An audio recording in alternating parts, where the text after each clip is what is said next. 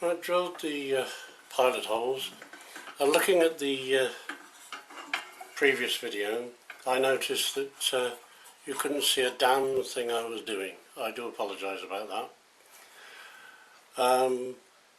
Here are the pilot holes that I've drilled.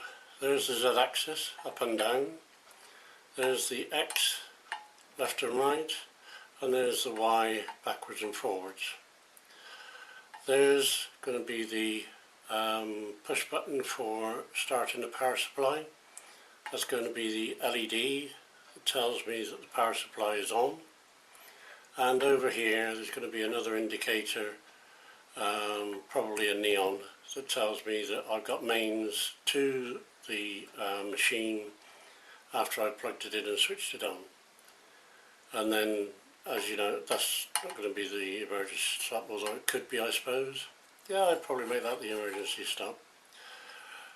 But now what we're going to do today is talk about the X, Y and Z buttons. And I've recovered some buttons. I think I've shown you these before. They're tactile buttons that were printed circuit board mounted out of a Mitsubishi video recorder. It was an old recorder, and that's where they came from. Now, what I'm going to be doing with them is I've cut a piece of printed circuit board that will fit in the side there, like that.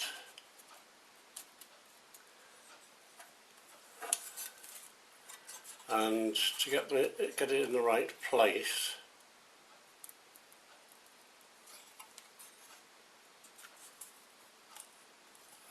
going the wrong way. I knew I had to move it up so it's tight to one side, which is this side. And all I'm going to do is just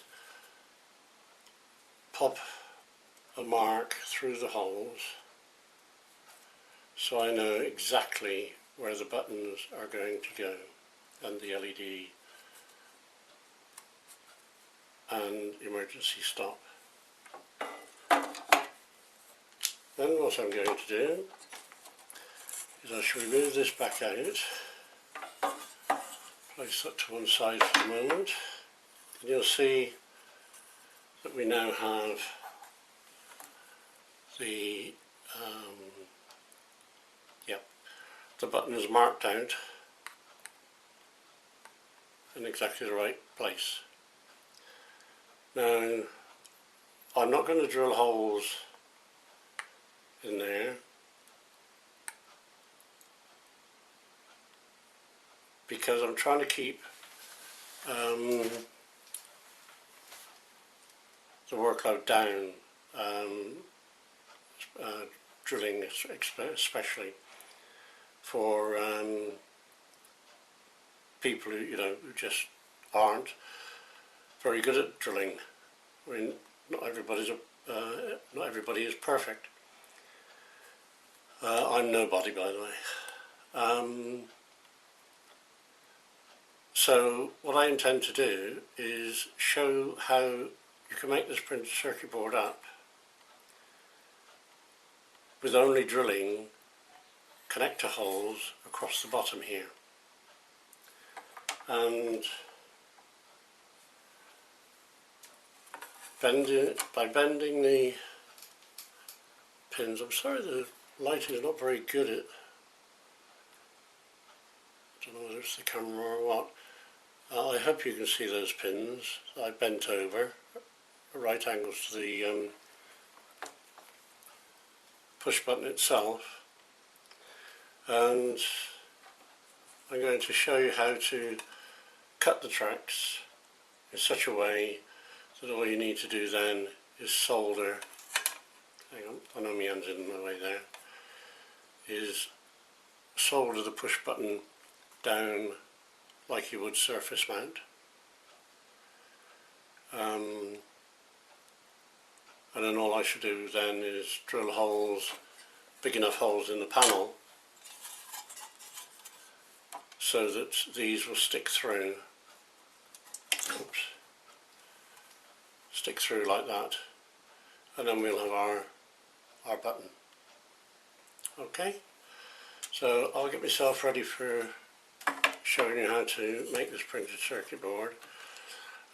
There will be a row of connectors along the back, but they're only small holes to drill through, and they will connect to the ends of the tracks coming down from the bottom, from the buttons. Excuse me. And then I shall have a terminal connector for the emergency stop. That'll be independent to the rest of the circuit. The system I'm going to use is non-etch. So it can be done with a soldering iron and what the Americans call a Sharpie knife, what we over here in the UK call a Stanley knife, or scalpel, or whatever you like. So art craft knife, any of those. As long as it's really sharp and got a strong enough blade, it'll do the job.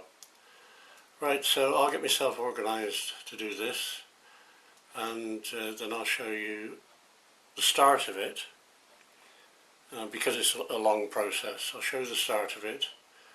I will then, that's the cutting bit, then I'll show you removing the tracks with a soldering iron, and then I should show you soldering the push buttons on and the connectors in place. Okay then, I'll go and get myself organised. See you in a bit.